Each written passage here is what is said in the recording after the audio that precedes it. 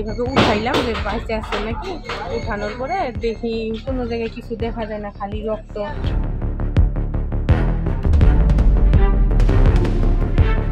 আমার বাবাকে দেখছি ঘাড়ের মধ্যে কয়েকটা কূপ দিয়েছে, এবং ঘাড়ের মধ্যে মানে চাপার সাইডটা এদিক দিয়ে কাটে দিয়েছে, উড়াল দিয়া দিয়ে কাটে দিয়েছে, কাটে দিয়ে পড়ে আছে, রক্ত সমস্ত রক্ত ভাসে গেছে। পরে এইভাবে হাত দিলাম মাথাটায়, দেখি মাথার অর্ধেকটা এই পাশে চলে গেল। তারপরে এমন করে ধরে বাবাকে নিয়ে বাবা বাবা ডাকতেছি, তো দেখি বাবার এইখানটায় কাটা।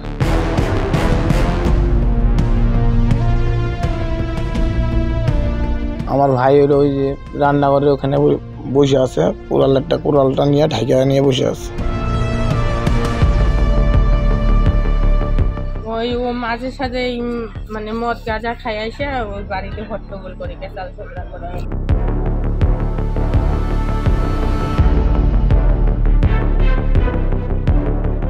ও হলো সবসময় নেশা করে থাকতো, নেশা করে থেকে এরকম করে খালি বলতো মাইরে ফেলাবো মাইরে ফেলাবো।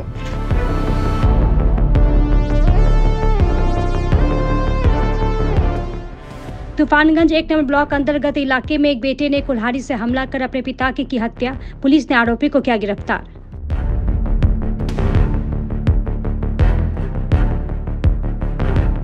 एक बेटे ने अपने ही पिता पर कुल्हाड़ी से हमला कर उसकी हत्या कर दी।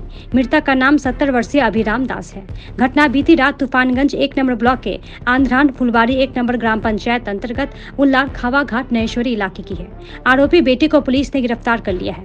स्थानीय सूत्रों के अनुसार अभिराम दास के 2 बेटे और 2 बेटियां हैं। 2 बेटी और 1 बेटे की शादी हो चुकी है। लक्ष्मण दास की अभी शादी नहीं हुई है।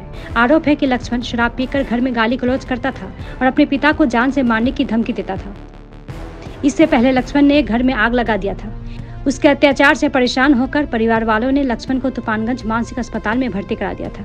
हालांकि अस्पताल के अधिकारियों ने उसे 14 दिनों तक वहां रखने के बाद छोड़ दिया। इधर हर दिन की तरह शुक्रवार की रात पिता अभिराम दास बाजार से घर लौटे। आरोप है कि इस दौरान लक्ष्मण ने अपने पिता की कुल्हाड़ी से हमला कर हत्या कर दी। घटना के बाद जब बड़ा बेटा रामचंद्र दास घर लौटा तब उसने अपने पिता का रक्त रंजित शव देखा। रामचंद्र दास ने कहा कि घटना के वक्त वो घर पर नहीं था। घर आया तो देखा कि पिता लहूलुहान हालत में पड़े हैं, जबकि छोटा भाई कुल्हाड़ी के साथ रसोई के बालकनी पर बैठा था। इसके बाद उसके चिल्लाने पर आसपास के लोग घर पहुंचे। बताया गया है कि आरोपी बेटे ने घर के पीछे एक गड्ढा भी खोद रखा था। इधर घटना की खबर मिलते ही तूफानगंज थाना की पुलिस मौके पर पहुंची। इसके बाद दोनों बेटे को रात में ही हिरासत में ले लिया। जांच के बाद बड़े बेटे रामचंद्र दास को रिहा कर दिया गया। वहीं पुलिस ने आरोपी लक्ष्मण दास को गिरफ्तार कर लिया। फिलहाल पुलिस पूरी घटना की जांच कर रही है।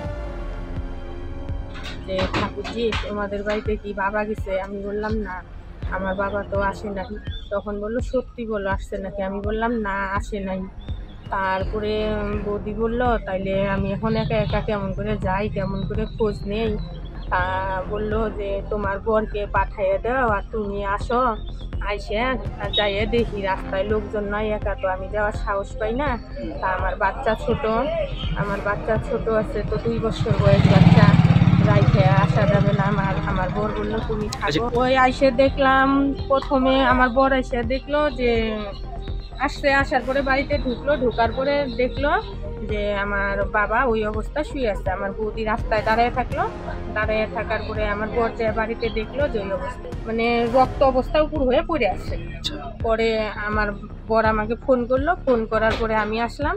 আসার পরে এইভাবে উঠাইলাম যে বাইচে আছে নাকি। উঠানোর পরে দেখি কোনো জায়গায় কিছু দেখা যায় না, খালি রক্ত। পরে এইভাবে হাত দিলাম মাথাটায়, দেখি মাথার অর্ধেকটা এই পাশে চলে গেল। তারপরে এমন করে ধরে বাবাকে নিয়ে বাবা বাবা ডাকতেছি, তো দেখি বাবার এইখানটায় কাটছে। এইখান থেকে অর্ধেক কেটে গেছে আর এইখানটা গলাটাও কেটে গেছে, কান এই সাইডটা কেটে। তারপরে বাবাকে আমি আইনা এইভাবে নিয়ে ঠেকগুলা টান দিলাম, টান দেওয়ার পরে সোজা করে দিলাম, বাবা বাবা ডাকলাম আর সারা চলছে। ও মাঝে সাঝে মানে মদ গাঁজা খাই আসে ওই বাড়িতে হট্টগোল করে কেচাল ঝগড়া করে। এরকম বলতে ওই ছোট ভাই সম্পত্তির জন্য কেচাল করে, সম্পত্তি দিলি না, কি দিলি কেন দিলি না, এইসব নিয়েও করে। হ্যাঁ, যেটা মারছে সেটা ছোট আর এটা বড়। আবার আমাদের সম্পত্তি বিক্রি করে বিয়া শাদী দেওয়া হয়েছে, এর জন্য কথাও বলি সম্পত্তি বিক্রি করে আমি মেয়ের বিয়া কেন দিলি। তা বাবা বলে মেয়ে যদি ঘরে থাকে ভিক্ষা করেও দিতে হয়, সম্পত্তি বিক্রি করে দিছি, তার জন্য কি আছে। আচ্ছা আমার বাবা তাই বলতো। বাবা আমার জন্য সবসময় ভাবতো, চিন্তা করতো। হইলো বাবা রক্তাক্ত অবস্থায় পড়ে আছে ঘরের মাঝখানে। আর আমার ভাই হইলো ওই যে রান্নাঘরের ওখানে বসে আছে, কোরালটা নিয়ে ঢাকা নিয়ে বসে আছে। আমার সঙ্গে আরেকজন গেছিল, ওই পাশের বাড়ির লোক। যাই দেখে আমি যাই দেখি গেছি, আবার আমাকে ধাওয়া করতেছে। আমি পরে আবার বাইরে আসছি, আবার এলাকার লোকজন গেছে। তারপরে আমার বাবাকে দেখছি ঘাড়ের মধ্যে কয়েকটা কূপ দিয়েছে, এবং ঘাড়ের মধ্যে মানে চাপার সাইডটা এদিক দিয়ে কাটে দিয়েছে, কোরাল দিয়া কাটে দিয়ে পড়ে আছে, সমস্ত রক্ত ভাসে গেছে। ও হলো সবসময় নেশা করে থাকতো, নেশা করে থেকে এরকম করে খালি বলতো মাইরে ফেলাবো। এখন আমরা তো আর ভাবিনি যে সত্যি মাইরে ফেলাবে। এর আগে যেমন ঘরে আগুন ধরাই দিল, পুরো গেল, এখন আবার দিয়ে মাইরে ফেলাই লোকে বাবাকে। আবার সময় তো আবার ঠিক থাকে, এই করে মেন্টাল হসপিটালে ভর্তি করা হয়েছিল। আবার সেখান থেকে 14 দিন রাখি, সেখান থেকে ছেড়ে দিচ্ছে। 2 ভাই। গতকালকে ও ছিল, বাবা বাজারে গেছিলো, বাজার থেকে কখন আসছে, তারপরে ওই কাজ করছে। বয়স 70 হবে।